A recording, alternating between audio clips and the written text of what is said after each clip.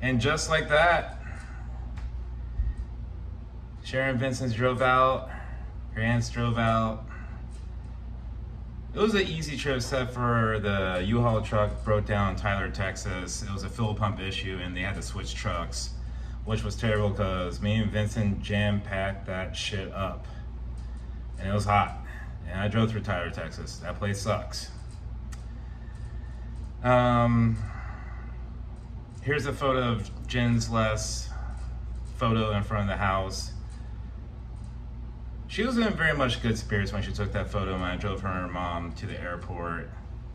But on the way home, realizing like I'll be by myself, at least in the house, no cats, which is weird because I'm not a huge fan of cats.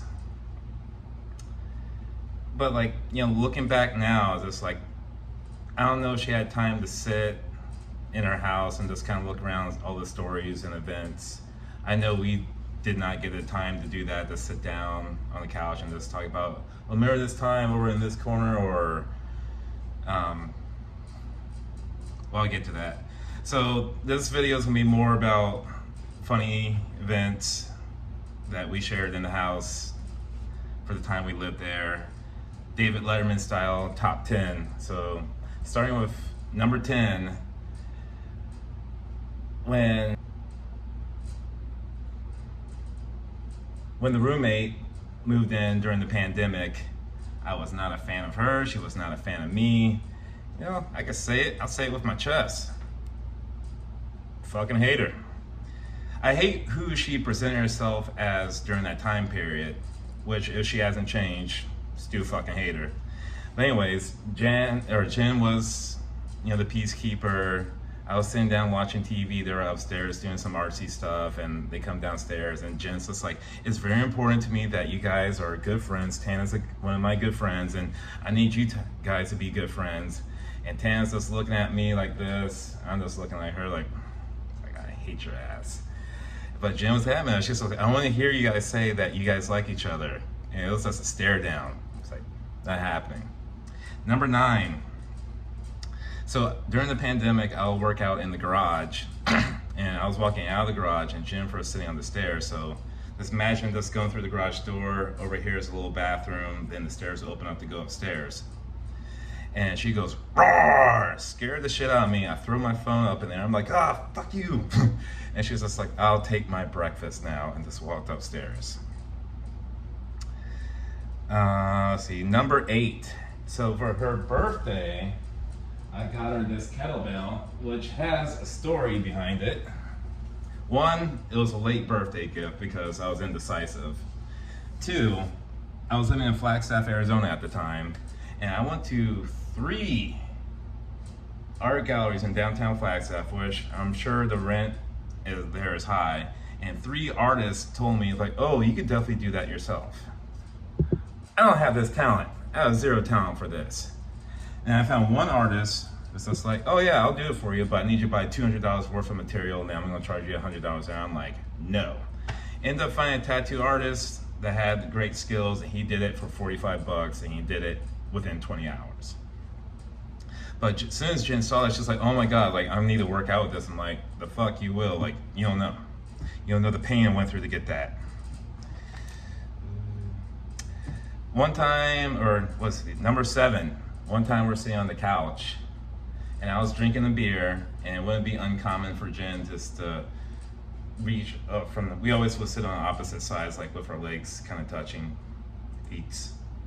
And her to sit up and just come over and just take a sip of my beer or whatever. Or sometimes she would chug it, another one, so I would get up and get her more wine and myself another beer.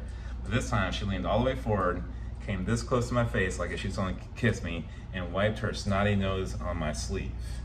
And this was the very first time, and we were probably dating for 3 years at this time, and I just looked at her just like, I didn't know whether to be mad, disgusted, or this is a new level of intimacy like I never knew about.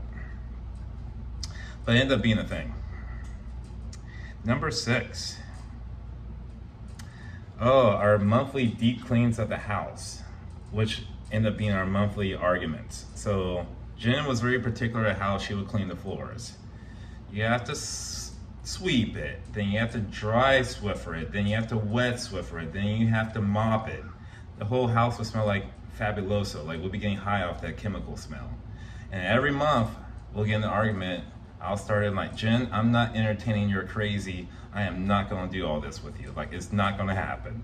Then the argument would start, and well, in later video, details will be revealed. Number 5. So usually Jen was in a rush to go to one of her multiple jobs. And one of these rushes, she backed into the garage when the garage was not fully open. So the garage would go down, but it wouldn't go up. So I was there, I think it was probably when I first moved there. I didn't get a job yet. So I'm just like, what needs to be fixed in the house, or what I think I could fix. So the garage, so like I see all the dents and like I hammer it out, do the best I could. I got to the point where it could open and close on its own, only for Jen the next day, not paying attention, back up into the garage and broke it completely, to the point where I had to slam it down. That's where it remained shut until we got a new garage. Let's see. Number 4. So when I moved in, I brought my skateboard, and she was barefoot, and there's a slight hill going down from our house to the mailbox. You wouldn't get serious speed, but like if you weren't like I won't say halfway, a quarter of a way of a decent skateboarder, like if you couldn't stop or turn, you'll get yourself in some shit. You'd be a little scared. And she's like, oh, this is rad. And she just takes off down the hill, and I start running after her, and she just looked back at me like this. She's like, Kevin, I grew up in Southern California, and just further went down the hill. That was a beautiful day. Number 3, our first Christmas together. Photo here or there. We had a tradition that we'll be in onesies and we'll drink champagne or whiskey all day and just watch movies, and we'll cook, we'll make ribs. It was a good time. So I was in a sloth onesie, a 2-toe sloth, because 3-toe sloths are rude.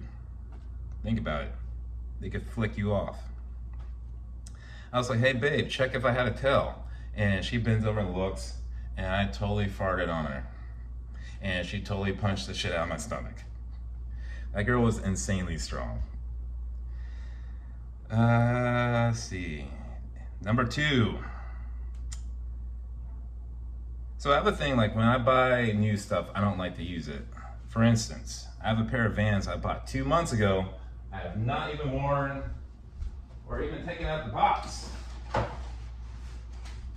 See? Had these for 2 months. I haven't even touched them. So I have my new shoes, my new Vans on, the old school campus ones, like the original Vans, the Eras. I take them off in the living room, go about my business. And this is before I realized cats just throw up just to throw up. So I hear, run back in the living room just to see her cat Lula throwing up inside my shoes, my brand new shoes. Like this was like the first time I wore them. And I yelled at the cat. Jen came running downstairs like, what's wrong? I'm like, your damn cat pooped in my shoe.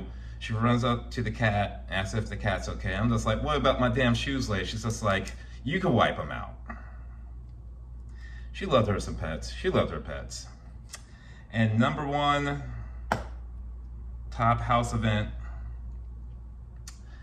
I think this was during our first year of dating, and it's probably the second or third time I came to visit in Vegas, stay at our house for the weekend or whatever days. So it was after a night of drinking. We get an Uber home, and we're in the living room talking. And early in the day, she was telling me about how she took kickboxing, which Jen being Jen, not a violent person, despite, you know, punching bitches in the throat that try to threaten me. She's not a violent person. So I was thinking she just took like stupid like cardio kickboxing or like a Billy Blanks like exercise class. No, she took legit kickboxing. So I trained MMA and Muay Thai for 4 years. So I've been punched in the face, I've been kicked in the face, I've been elbowed in the face, I've been kneed in the face. So just like, I know that pain. So keep in mind, Jen's insanely strong. So she's just like, and she was really flexible. So I was just like, all right, babe, kick me in the face. Or I'm like, or try to. And I just put a lazy guard up right here, because keep in mind, I'm 6'2", she's 5'7", so I was just doing this, like, so she doesn't kick me in the neck. So she had the flexibility and the power enough, and like, if anyone knows like a proper Muay Thai kick, she came up on the front toe, swift to hips, the knee was back, and the foot just came around, hit me behind, her foot hit me behind the ear and just bounced off the top of my head. I think if I wasn't wearing tighter pants that day, I would completely drop to the ground, but the denim stopped me from hitting the ground, and my head was wrong. It was a tough fight. She's like, I told you Kevin I could kick, and I'm trying to play off being a tough guy, but like I'm seeing stars, my ears like, and that is the top 10 events for me and Jen for living together. Call to action. Don't be a shit show, just be a good person. Funny story, funny Jen story of the video.